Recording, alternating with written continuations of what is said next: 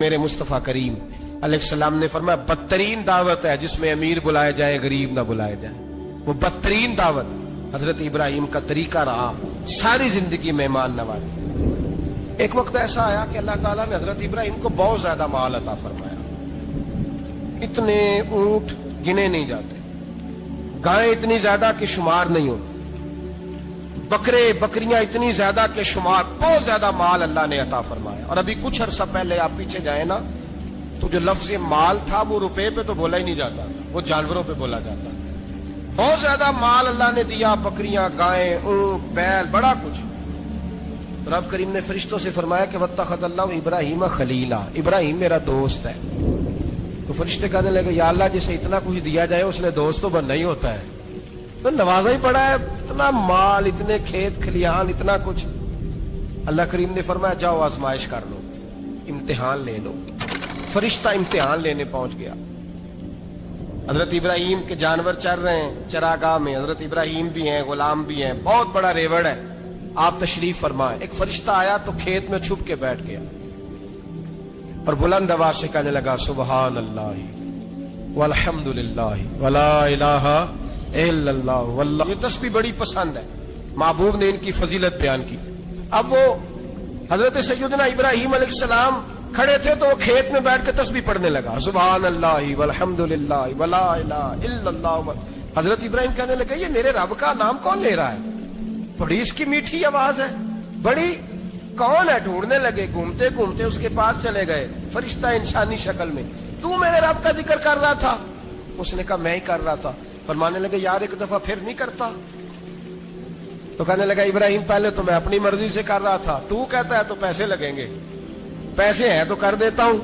حضرت ابراہیم کہنے لگے بول تو کیا لے گا, میرے اللہ کا ذکر سنانے کا کیا لے گا. کہنے لگا جتنی بکریاں آپ چرا رہے ہیں ساری دے دے تو میں اللہ کا ذکر سنا دیتا ہوں. آپ نے فرمایا بس جا تیری ساری ہوئی میرے رب کا ذکر سنا. اور پھر شروع ہو گیا سبحان اللہ الحمد للہ ولا الہ الا اللہ واللہ اکبر. حضرت ابراہیم علیہ السلام کیف میں, یار پھر ذرا سنا, نا علما وچ پھسا سانو, تو یار دی گل سنا سانو, ذرا دوبارہ سنا. میں پھر سنایا, ایک دفعہ پھر کہا. فرشتہ کہنے لگا بس جی آپ کے پیسے پورے ہو گئے. حضرت ابراہیم کہنے لگے چل ایک دفعہ اور سنا. کہنے لگا پیسے لگیں گے, تو کیا لے گا. کہنے لگا گائیں بھینسیں ساری میری. فرمایا بس یار اتنی قیمت, تو سنا صحیح, سارا کچھ ہی تیرا. پھر شروع ہو گیا سبحان اللہ والحمد للہ ولا الہ الا اللہ واللہ اکبر.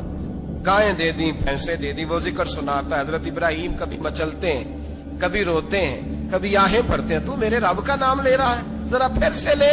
کیف جاری ہے. کہنے لگا بس بھائی. حضرت ابراہیم فرمانے لگے تو اور لے لے جو لینا ہے, مجھے ذکر سنا. اس نے کہا ابراہیم بکریاں میں لے چکا, گائے بھینسیں میں لے چکا, اونٹ رہ گئے, سارے لے لوں گا پھر ذکر سناؤں گا. فرمایا جا تیرا ہوا تو ذکر سناتا رہ, میں دیتا ہوں. دے دیا, کچھ دیر ذکر کیا تو اب خاموش ہو گیا. حضرت ابراہیم خلیل اللہ علیہ السلام فرمانے لگے ذکر سنا. کہنے لگا ابراہیم اب تیرے پاس دینے کو کیا ہے, ہر چیز تو میں لے چکا. آپ فرمانے لگے یہ گائے بھینسیں بکریاں چرانے کے لیے تجھے کوئی نوکر ملازم بھی تو چاہیے نا. تو اس طرح کر, مجھے رکھ لے, میں روٹی نہیں مانگوں گا, کھانا نہیں مانگوں گا, تو اللہ کا ذکر سناتا رہنا, میں تیرے جانوروں کی نوکری کرتا رہوں گا. حضرت ابراہیم علیہ السلام نے جب یہ کہا نا, فرشتے کی آنکھوں میں آنسو آ گئے. تر دامنی پہ شیخ ہماری نہ جائیے, ہم دامن نچوڑ دیں تو فرشتے وضو کریں. فرشتہ رو پڑا اور کہنے لگا ابراہیم مجھے سینے سے لگاؤ, آپ واقعی اس قابل ہے کہ اللہ آپ کو اپنا دوست بنائے, واقعی اس قابل ہے کہ رب آپ کو اپنا. حضرت ابراہیم علیہ السلام کا خدا سے محبت کرنے کا نرالا انداز. اور میرے بھائی یہی محبت انہیں میرے مصطفیٰ سے بھی تھی. ایک نبی گھر بنا رہا ہے, دوسرا بنوا رہا ہے. حضرت اسماعیل علیہ السلام پتھر اٹھا کے لا رہے ہیں, جناب ابراہیم بنا رہے ہیں. جب خانہ کعبہ بن گیا تو کہنے لگے ربنا وابعث فیہم رسولا, اے اللہ اب اسے بسانے کے لیے اپنا آخری رسول بھی عطا فرما. نبی پاک فرماتے ہیں میں دعا ہوں حضرت ابراہیم کی. اور حضرت ابراہیم سے رب کریم نے فرمایا چل ابراہیم کوئی چیز دے, تو کہا یا اللہ تینوں ہی تیرے نام پہ قربان کرتا ہوں, تیری ہوئی ساری, ہر شے تیری. حضرت ابراہیم نے دین کے لیے, آپ شہر بابل کے قریب پیدا ہوئے تھے, وہاں سے مصر آئے، مصر سے فلسطین آئے، اور فلسطین سے آ کر کے کعبہ آباد فرمایا۔ زندگی سفروں میں گزری۔ سفر ایک تکلیف والی چیز ہے، پر حضرت ابراہیم نے وطن چھوڑ دیا، گھر چھوڑ دیا۔ جان بڑی عزیز ہوتی ہے، تو حضرت ابراہیم نے جب دین کے لیے نکلے تو جد و جہد کی، گھر کے اندر بھی گھر کے باہر بھی۔ آپ کے والد کا نام طارق ہے، وہ توحید پرست تھے، ایماندار تھے، پرہیزگار تھے۔ آپ کے چچا کا نام آزر ہے، وہ بت پرست تھے، بت بیچا کرتے تھے۔ حضرت سیدنا ابراہیم علیہ السلام جب میدان عمل میں نکلے تو حضرت ابراہیم علیہ السلام نے اپنے گھر سے جہاد شروع کیا۔ لڑنا پڑا، گھر کے اصولوں سے، چچا نے جو رواج بنائے ہوئے تھے اس رواج سے ٹکرائے۔ فرمایا میں اپنے گھر کے اندر یہ بت پرستی نہیں ہونے دیں گا۔ چچا کو ایک دفعہ نہیں، بار بار 100 دفعہ سمجھایا۔ آپ کا چچا بت بنا کے بیچا کرتا تھا۔ حضرت ابراہیم علیہ السلام تھوڑے بڑے ہوئے تو کہنے لگا کہ چلو میرے ساتھ، تم بھی بت بیچنے ہیں، ہمارا کاروبار ہے۔ حضرت ابراہیم ساتھ نکلے تو بت پکڑا ہے، گندے پانی کے اندر اس بت کو ڈبوتے ہیں، کہتے ہیں کسی نے خریدنا ہے تو خرید لو، نہ یہ نفع دے سکتا ہے نہ نقصان دے سکتا ہے، جو اپنا آپ نہیں بچا سکتا تمہیں کیا بچائے گا، خریدنا ہے تو خرید لو۔ چچا کہنے لگا تو کاروبار چمکا رہا ہے کہ تباہ کر رہا ہے۔ گھر میں بڑے معاملات خراب ہوئے، جھگڑے ہوئے، لیکن حضرت ابراہیم علیہ السلام ایک منٹ کے لیے بھی اپنے گھر کے اندر بھی کمپرومائز کرنے کو تیار۔ یہ تھوڑا مشکل میں نے پہلو چھیڑ دیا ہے، یہ تھوڑا مشکل پہلو چھیڑ دیا ہے۔ تھوڑا سمجھدار آدمی ہے پر بیوی سے پردہ نہیں کرا سکتا، سیانا ہے، پنچایت کا بندہ ہے، جو اس سے آپ کہیں گے وہ بات یہ سنائے گا، لیکن کہتا نہیں جی میں نے کوشش کر لی ہے۔ اس قسم کی کوشش ہے صاحب، کیسے ہو گیا؟ حضرت ابراہیم علیہ السلام نے گھر کے اندر سے فرمایا نہیں کرنے دوں گا، گھر کے اندر بھی ٹکرائے۔ فرمایا تم جو بھی ہو، پاش پاش کیا چچا کے اصولوں کو، اور باہر جب نکلے تو صرف علاقے کے چیئرمین سے نہیں ٹکرائے، ایم پی ایم این اے وزیر مشیر سے نہیں ٹکرائے، سپر پاور نمرود دنیا کا واحد حکمران تھا اس وقت، دوسرا کوئی حکمران ہی نہیں تھا، اکیلے حکمران سے جا کر ٹکرائے۔ کوئی ساتھ فوج نہیں تھی، کوئی ساتھ ان کے طاقت بظاہر دنیا داری کی کوئی نہیں تھی، پر حضرت ابراہیم جا کے ٹکرائے۔ اور میرے رسول پاک صلی اللہ علیہ وسلم نے سند بیان کی، فرمایا افضل الجہاد کلمۃ الحق عند سلطان الجابر۔ فرمایا سب سے افضل جہاد یہ ہے کہ تو ظالم بادشاہ کے سامنے کھڑے ہو کے حق بات بیان کر دے، یہ سب سے بڑا جہاد ہے، یہ سب سے افضل الجہاد ہے کلمۃ الحق عند سلطان الجابر، سب سے بڑا جہاد۔ حضرت ابراہیم کھڑے ہو گئے، سپر پاور سے ٹکرائے۔ یہاں ہم لوگ حکمتوں کا شکار ہیں، دیکھیں گے، کریں گے، سوچیں گے، اور مولوی صاحب کو ویسے کہتے ہیں آپ پرہیز کریں سیاسی باتوں سے۔ بھئی اللہ کے ہر نبی نے جا کے وقت کے ظالم حکمران کو لتاڑا ہے، للکارا ہے، یہ تو مشن انبیاء ہے۔ حضرت سیدنا ابراہیم علیہ السلام نے جو اس کو جا کے کہا کہ تو جھوٹ بولتا ہے، تو جھوٹا ہے، تو خدائی کا دعویٰ کرتا ہے، تو بہت بڑا ظالم ہے، اور قرآن مجید نے اس ساری بات کو بیان فرمایا۔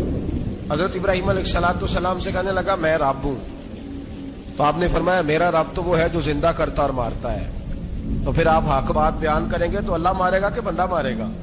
کچھ بھی نہیں ہوتا، کیونکہ زندگی موت کس کے ہاتھ میں ہے؟ اللہ کے ہاتھ میں، زندگی موت اللہ، کچھ بھی نہیں ہوتا۔ انسان صحیح سمت کا تعین کرے اور صحیح چلے۔ حضرت علی شیر خدا سے کسی نے کہا تھا کہ آپ کے بڑی دشمنی ہے، کوئی محافظ رکھ لیں۔ آپ فرمانے لگے موت خود بہت بڑی محافظ ہے، وقت سے پہلے آتی ہی نہیں، بڑی محافظ ہے وقت سے پہلے۔ علامہ نورانی رحمت اللہ تعالی علیہ کراچی جیسے شہر میں رہا کرتے تھے، جہاں گام گام پہ خطرہ تھا۔ لوگوں نے کہا حضرت اتنے بڑے لیڈر ہو، آپ کی جماعت کی 62 سیٹیں ہوئی قومی اسمبلی میں، ایک ایسا وقت بھی آیا تو کوئی ایک آدمی بندوق والا۔ آپ فرمانے لگے مجھے ضرورت ہی نہیں، اس لیے کہ جس خدا رسول کے لیے میں نکلا ہوں وہ خود ہی حفاظت کرنے والے ہیں، ضرورت نہیں ان چیزوں۔ تو بھائی حضرت ابراہیم ٹکرائے، اور آپ کا انداز کیا ہے؟ جا کے کہا کہ تو نہیں، خدا وہ ہے جو زندہ کرتا اور उसने एक बेवकूफों जैसी दलील दी। एक आदमी को कल फांसी देनी थी तो उसको बुलाया, कहने लगा तुझे कब फांसी है? उसने कहा कल। कहने लगा जा तुझे आजाद किया, जिंदगी दी, उसको छुट्टी दे दी। एक आम आदमी बेचारा बैठा था, उसको पकड़ के ना कहने लगा इसकी गर्दन उड़ा दो। कहने लगा देख लो मैं भी जिंदा करता और मारता हूं, वो जो कल मरने वाला था मैंने जिंदा कर दिया है, और जिसको पता ही नहीं था कि मैंने मरना है उसे पकड़ के मैंने मार दिया है। ये बेवकूफों जैसी दलील है। हजरत सैयदना इब्राहिम अलैहिस्सलाम चाहते तो उसी वक्त दलील तोड़ देते कि तू क्या बेवकूफों जैसी बात कर रहा है, अगर तू जिंदगी देता है तो मरे हुए में जान डाल के दे जिसको तूने मारा है।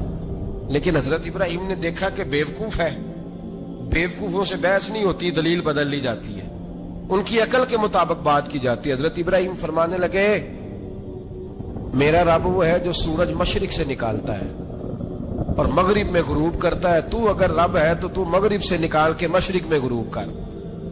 फबुहितल्लज़ी कफर, काफिर लाजवाब हो गया, उसके पास इस चीज का कोई जवाब नहीं था। अल्लामा इस्माइल हकी ने खूबसूरत फिक्रा लिखा है, खूबसूरत जान डाल दी एक जुमला कह के।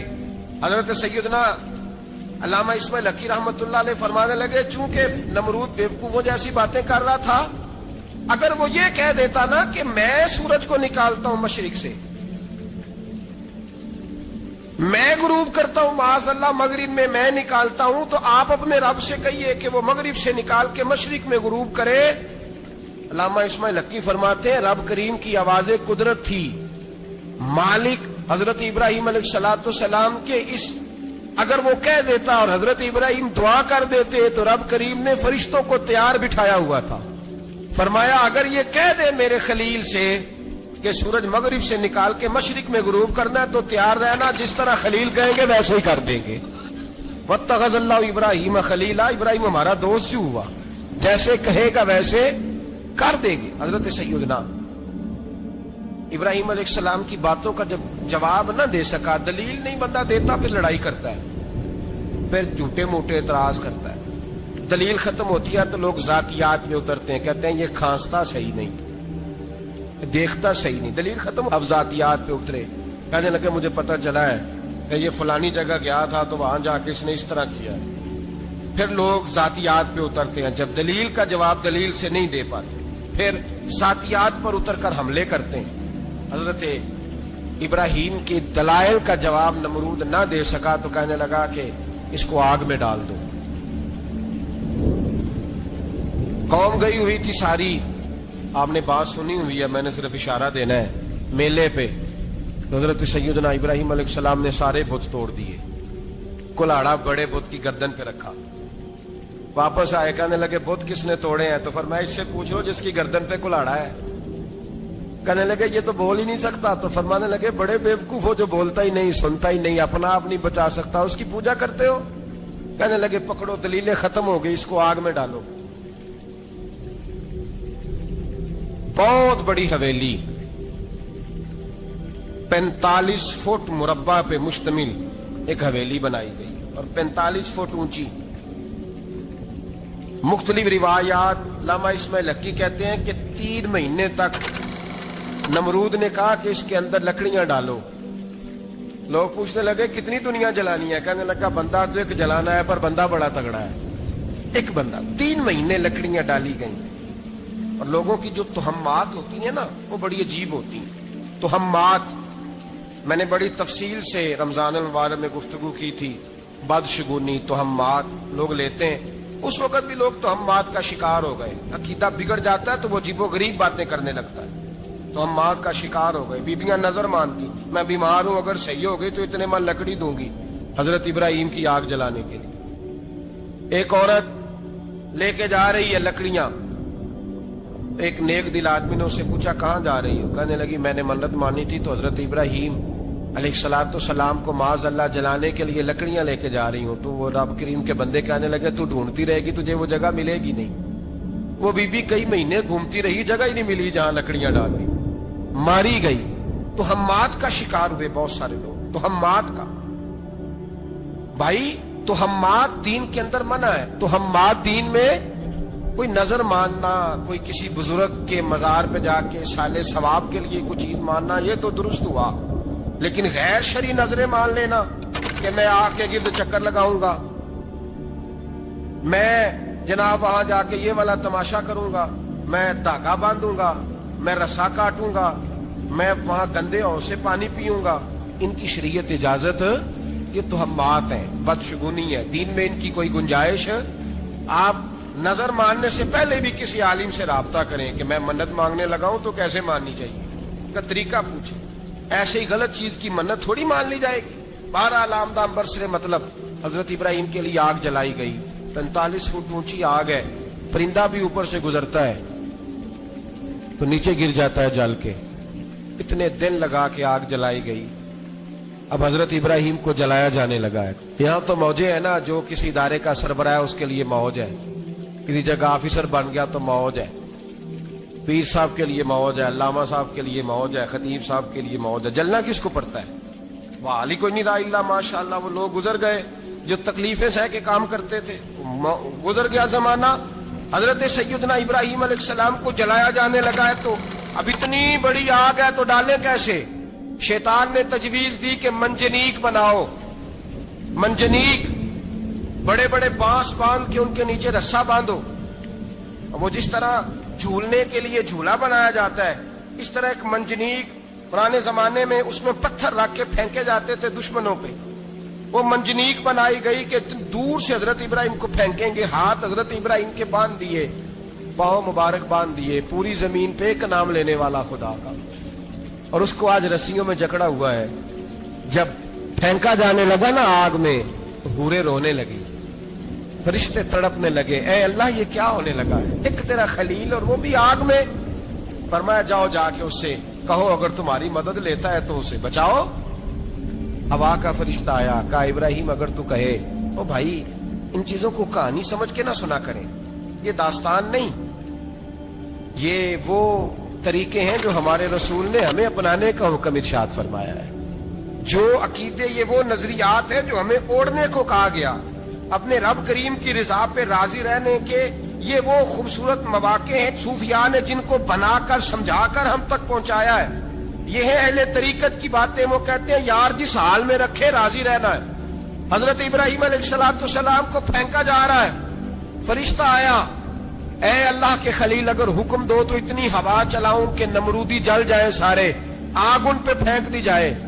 آپ نے فرمایا تو جا، تجھ سے مجھے کوئی کام نہیں۔ تھوڑی دیر کے بعد پانی کا فرشتہ آیا، کہا حضور اتنی بارش برساؤں گا کہ آگ بجھ جائے گی۔ فرمایا تو جا، تجھ سے کوئی کام نہیں۔ اب جب منجنیق میں رکھ دیے گئے، آگ میں جانے کا لمحہ ہے، تیاری ہے، حضرت جبریل امین حاضر خدمت ہوئے، کہا ابراہیم کوئی حاجت؟ فرمایا تجھ سے کوئی نہیں۔ کہا چلو مجھ سے نہیں تو رب کریم سے ہی بات کر لو، مجھے پتا ہے میں چھوٹا ہوں، آپ مجھ سے مدد کیوں لوگے، رب کریم سے ہی بات کر لیں۔ تو حضرت ابراہیم کہنے لگے جبریل یہ بتا، رب کو نہیں پتا اس کا خلیل کس حال میں ہے، اسے نہیں پتا میں کس حال میں ہوں، میرے ہاتھ بندے ہیں، پیر بندے ہیں آگ میں، اسے نہیں پتا؟ بتایا تو اسے جاتا ہے جسے خبر نہ ہو، تو اگر اسے پتا ہے، اگر وہ جلانے پہ راضی ہے تو میں بھی جلنے کو تیار ہوں، میں تیار ہوں، میں تیار ہوں۔ اسے کہو ٹھیک ہے۔ حضرت سیدنا ابراہیم علیہ السلام کو منجنیق میں ڈال کے جو پھینکا آگ میں، یا نار کونی بردم و سلاما علی ابراہیم، اللہ نے فرمایا اے آگ میرے ابراہیم پہ ٹھنڈی بھی ہو جا اور سلامتی والی بھی ہو جا۔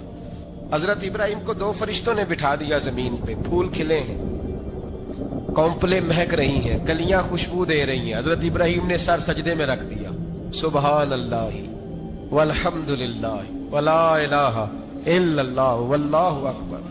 حضرت ابراہیم اللہ کی تسبیح پڑھنے لگے، رب کریم کا شکر بجا لانے لگے۔ نکلے وہاں سے، کچھ دن گزر گئے، نکلے، حکم ہو گیا ابراہیم علاقہ چھوڑ دو۔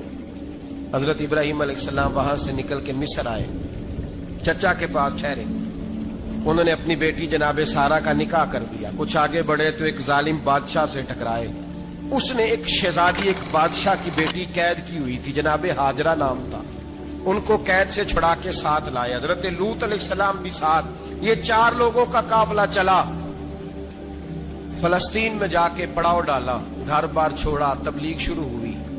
حضرت ابراہیم کے گھر میں 2 خواتین ہیں، ایک آپ کی بیوی ہیں، ایک حضرت ہاجرہ ہے، اولاد کوئی نہیں۔ बड़ा मेवा है मीठा। घर वही आबाद होता है जिसमें बच्चे रोते हैं। घर होता ही वो है जिसमें बच्चों की चंचनाहट होती है, भिन बनाहट होती है। हजरत इब्राहिम ने एक बच्चा रोते हुए देखा तो आंखों में आंसू आए, कहने लगे रब्बी हबली मिनस सालिहीन, या अल्लाह मुझे भी नेक औलाद अता कर दे। हजरत सारा ने सुन लिया, कहने लगी इब्राहिम शायद मेरे बतन से तो आपको नसीब नहीं, हाजरा से निकाह कर लो। नाबे हाजरा से निकाह हुआ। अल्लाह तो बड़ा बेनियाज है। रब करीम ने हजरत इस्माइल जैसा खूबसूरत बेटा अता फरमाया। बेटा काला स्याह भी हो तो सीने की ठंडक होता है, पर ये तो वो बेटा है जिसकी पेशानी में नूरे मुहम्मदी चमकता है सल्लल्लाहु अलैहि वसल्लम। हजरत सैयदना इस्माइल अली इतने खूबसूरत। अब जिस बीवी के यहाँ बेटा था, बैठना उठना भी ज्यादा उसके पास, आना जाना भी उसके पास, तवज्जो उधर हो गई। जनाबे सारा रश्क करने लगी। एक दिन कहने लगी इसे छोड़ आ जंगल में, वादिए गैर ज़ीज़र मक्के के पास। भाई एक बेटा आलमे दीन बना लो। कहने लगा रोटी कहां से खाएगा? तेरे 5 बेटे हैं को हाफिज़े कुरान बना, कहते रोटी कहां से खाएगा? वो बच्चा भी कहता है मैं कहां से खाऊंगा। हजरत इब्राहिम अलैहिस्सलाम तो चंद महीने का बच्चा छोड़ आए, तो कहां से रोटी खाई हजरत इस्माइल ने? कहां से खाई उनकी अम्मा ने रोटी? भूखे मर जाते हैं ये सारे। मैं बड़ी जिम्मेदारी से कहा करता हूं कि जितनी खूबसूरत रोटी अल्लाह करीम दीन के खादिमों को अता करता है शायद किसी और के नसीब होती हो, लेकिन हम लोग तवज्जो ही नहीं कर रहे। हमारा शौक ही नहीं बन रहा। हम ये मेहनत ही नहीं कर रहे कि कौम को मुस्तनद उलमा की जरूरत है। इलाकों के इलाके खाली हैं, इधर हमारा मिजाज ही नहीं बन रहा, तवज्जो ही नहीं दीन की खातर। और फिर चले बच्चे तो बात की बात है ना, जो अभी खुद जवान है वो भी तो ये दुआ। एक साहब मुझे कहने लगे मैं दुआ मांग रहा हूं अल्लाह मुझे बेटा दे तो मैं उसे दीन पे लगाऊंगा। तो मैंने कहा आप भी बूढ़े नहीं हुए, आप खुद ही लग जाएं। बेटा तो अभी आएगा तो लगेगा ना। तो आप तो इस वक्त है तो आप तो पहले लगे ना साहब। 2 घंटे तो निकाल के आए, दीन सीखने को काफी है। आप इतनी लंबी सोच रहे हैं कि बच्चा आएगा तो बड़ा होगा तो वो जाएगा तो देखी जाएगी। अभी तो आप हैं तो आप तो आओ। हजरत इब्राहिम ने बच्चा वहां छोड़ा।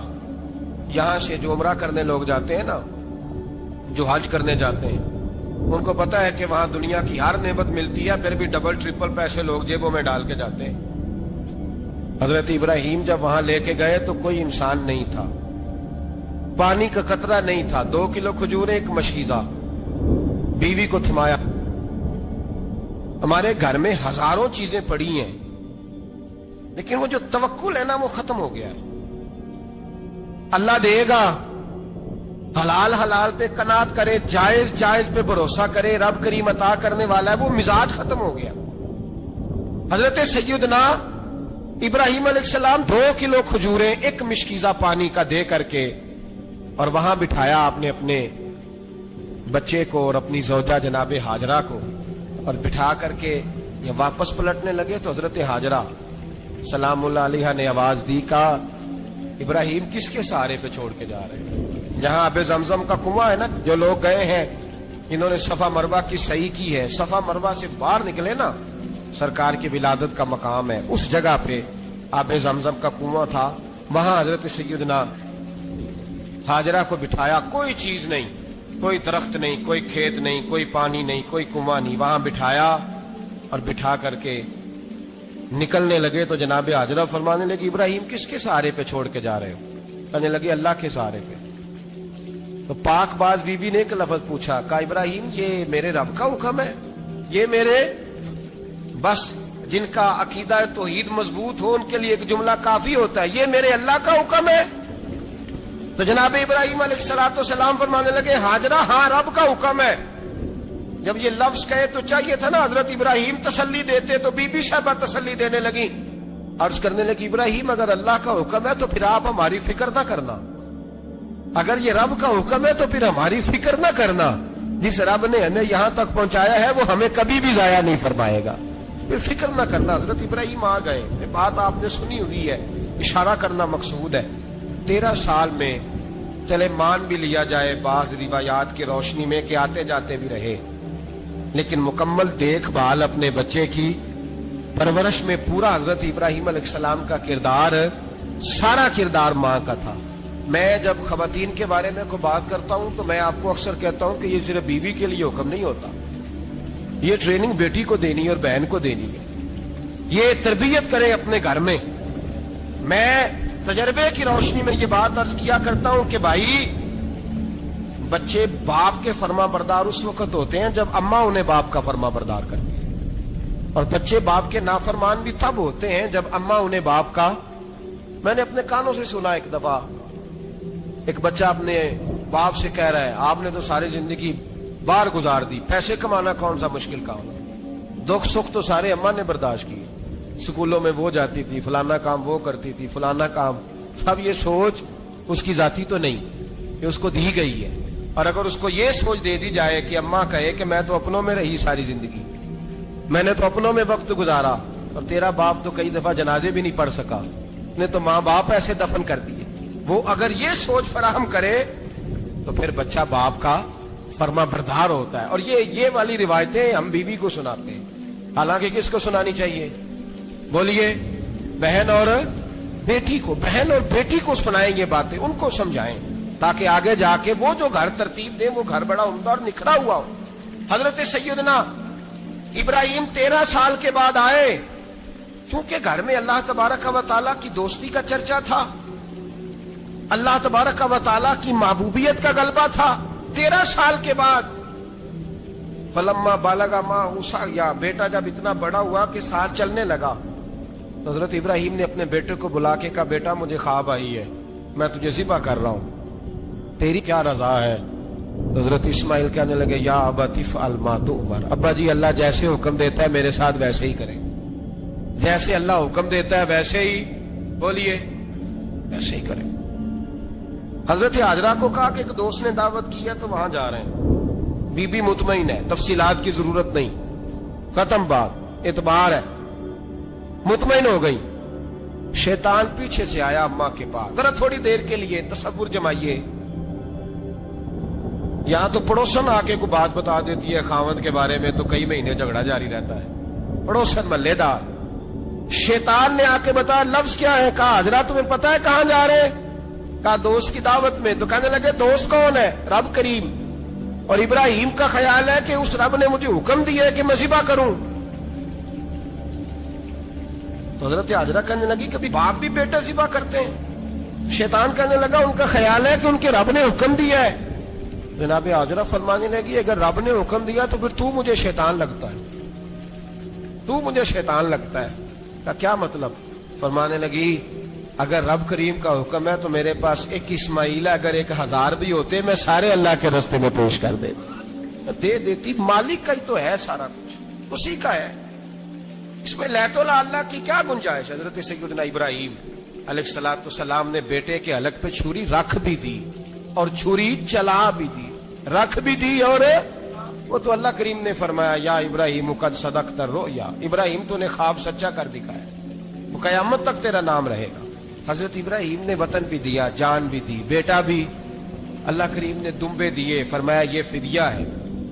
اب یہ قربانی قیامت تک حضرت ابراہیم کے طریقے کے مطابق جاری ہے. حضرت ابراہیم بہت بڑے مہمان نواز تھے، بہت بڑے. آپ جب مصر میں قیام تھا تو بڑے بڑے لمبے چوڑے لنگر پکتے تھے، لوگ آیا جایا کرتے تھے، بڑا تفصیل کے ساتھ کھانا ہوتا تھا. مہمان نوازی آپ کی خاص صفت مبارکہ ہے. ہمارے ہاں بھی مہمان نوازی ہوتی ہے امیروں کی، بلکہ اب تو مہمان نوازی اس طرح کی ہے کہ کل تیری میرے پاس دعوت ہے اور پرسوں میری تیرے پاس ہے. وہی امیروں میں وہ چکر رہتا ہے، پارٹیاں دوست ایک دوسرے کو ڈالتے ہیں، تیری طرف پارٹی تیری طرف. اور اسی انداز میں اب یہ عید آئے گی نا، ٹکا پارٹیاں ہوں گی جگہ جگہ. اور لوگ سوال پوچھنے لگے ابھی سے، کہتے ہیں قربانی کا کتنا گوشت گھر رکھنا جائز ہے؟ قربانی کا کتنا گوشت گھر رکھنا جائز ہے؟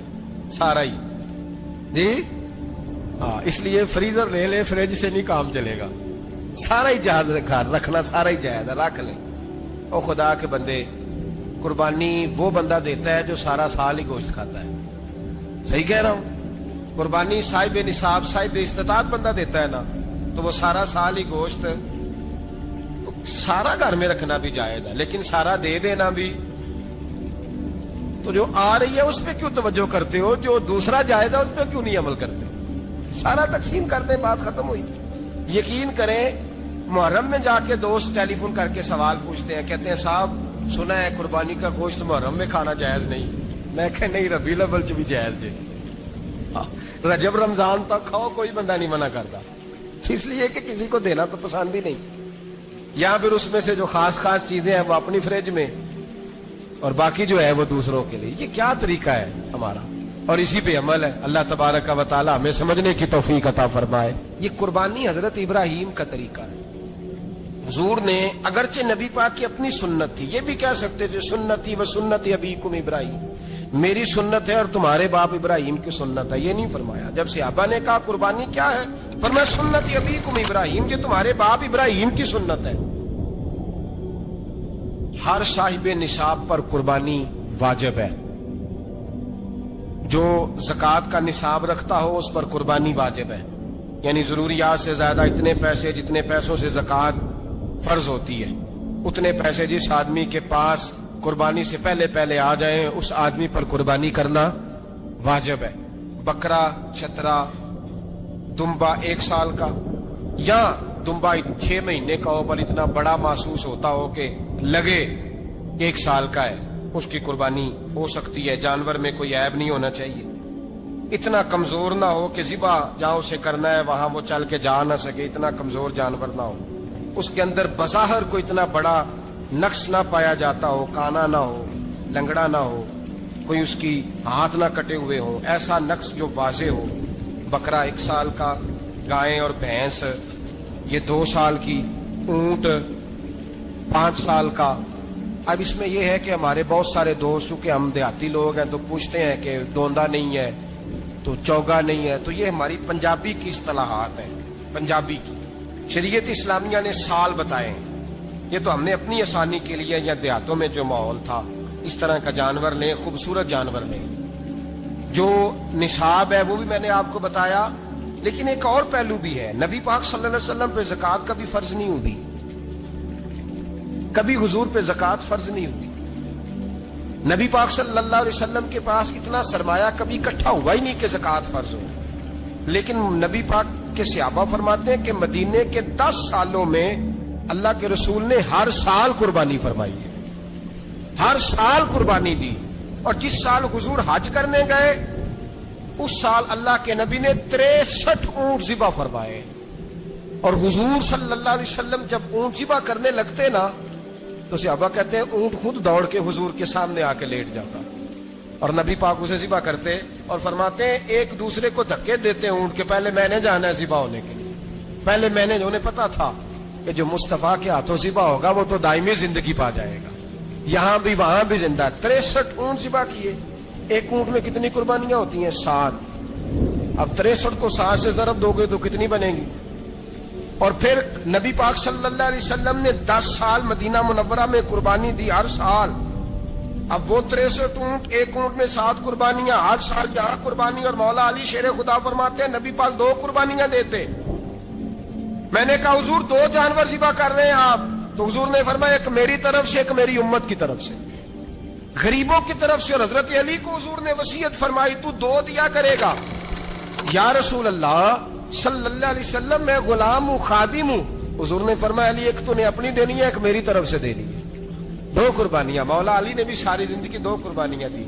حضرت علی بھی مال کے نصاب نہیں تھے, اپنا مکان ہی نہیں تھا, کوئی کاروبار نہیں تھا, کئی دن فاقے رہتے تھے, پر قربانیاں کتنی دیتے تھے؟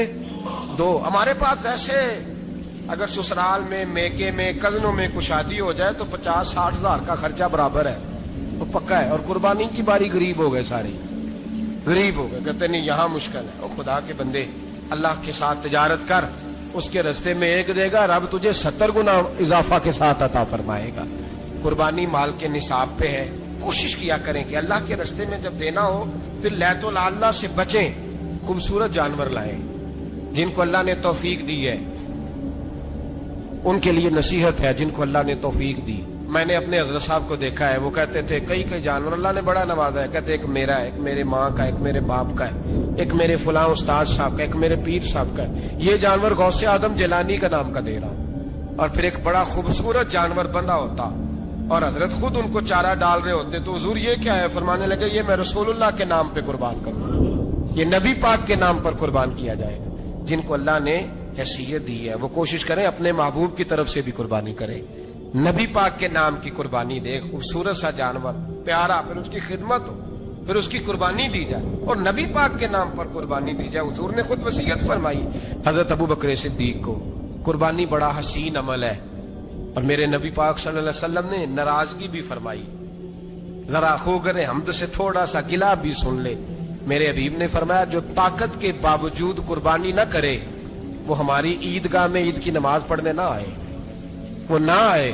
اور یا رسول اللہ جو کرے گا، فرمایا قربانی کے جانور کا خون کا قطرہ بعد میں زمین پہ گرے گا، اللہ اس کے سارے گناہ پہلے معاف فرما دے گا، اللہ اس کے سارے گناہوں کو بخشے گا۔